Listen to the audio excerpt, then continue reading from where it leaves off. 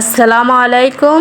রাইসা সেলাইঘরের পক্ষ থেকে সবাইকে আন্তরিক শুভেচ্ছা ও অভিনন্দন। আজকে আরও একটি প্রজাপতির ভিডিও নিয়ে আপনাদের মাঝে হাজির হয়েছি।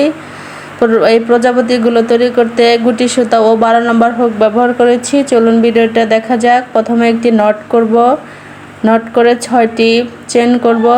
চেনগুলো করা হয়ে গেলে প্রথম যে চেন করেছি ঠিক ওই জায়গায় স্লিপ স্টিচ দিয়ে জয়েন করে দেব।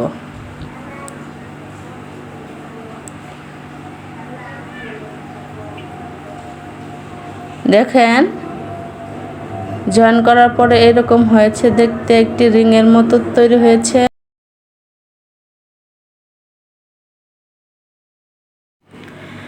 এখন যেখানে জয়েন করেছি ঠিক ওই জায়গায় 3টি চেন করব।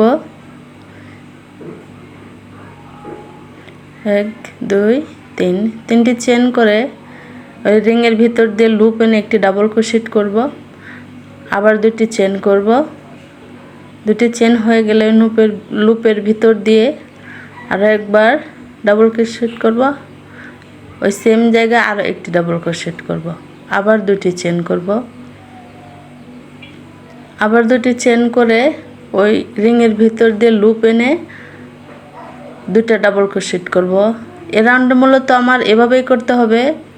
2টি ডাবল ক্রোশেট করতে হবে, 2টি চেন, আবার 2টি ডাবল ক্রোশেট, আবার 2টি চেন ওই রিংয়ের ভিতরেই। এই রাউন্ডে মূলত আমার 8টি ডাবল ক্রোশেট করে ঘর তৈরি করতে হবে। ডাবল ক্রোশেটগুলো করা হয়ে গেছে।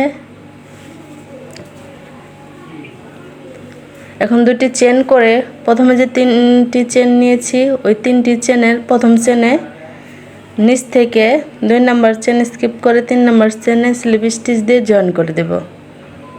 এখন আবার একটা এক্সট্রা একটি চেন করব। এক্সট্রা চেন করে সুতাটা কেটে দেব।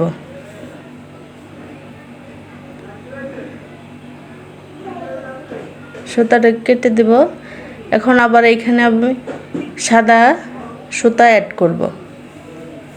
সাদা সুতা ঠিক যে জায়গায় আমি সুতাটা কেটেছি স্লিপ স্টিচ দিয়ে ঠিক ওই জায়গায় আবার সাদা সুতা অ্যাড করে দেব। অ্যাড করে 3টা চেন করব। 3টা চেন করে হুকের সাথে সুতা এনে লুপের ভিতর দিয়ে একটি ডাবল ক্রোশেট করব। এইখানে আমার টোটাল 8টি ডাবল ক্রোশেট করতে হবে। 3টে হয়ে গেছে অলরেডি।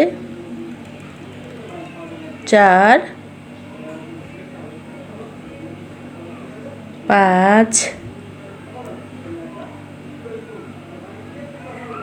6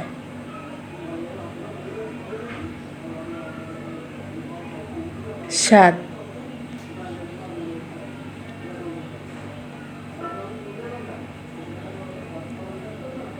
8 ডাবল ক্রোশেটগুলো হয়ে গেলে পরে যে 2টা ডাবল ক্রোশেট আছে ওই ডাবল ক্রোশেটের মাঝ বরাবর জয়েন করে দিতে হবে। সিঙ্গেল ক্রোশেট করে জয়েন করে দিতে হবে। আপনাদের বোঝানোর জন্য আমি আরও একটি করে দেখে দেব। পরে যে একটি ফাঁকা ঘর হয়েছে ওই ফাঁকা ঘরে আমি আরও 8টি ডাবল ক্রোশেট করব, যাতে আপনারা খুব সহজেই বুঝতে পারেন। আপনাদের বোঝার জন্য আমি একাধিকবার করে দেখিয়ে দিচ্ছি। আপনারা খুব মনোযোগ সহকারে দেখবেন, তাহলে কাজগুলো খুব সহজে করতে পারবেন। এই রাউন্ডটা আমার মূলত এইভাবেই করতে হবে। 8টি ঘরে 8টি পাপড়ি তৈরি করতে হবে, অর্থাৎ প্রত্যেকটা ঘরে 8টি করে ডাবল ক্রোশেট করে একটি করে পাপড়ি তৈরি করতে হবে। বাকি পাপড়িগুলো আমি অফ ক্যামেরায় করে ফিরে আসছি, আপনারা দেখতে থাকেন।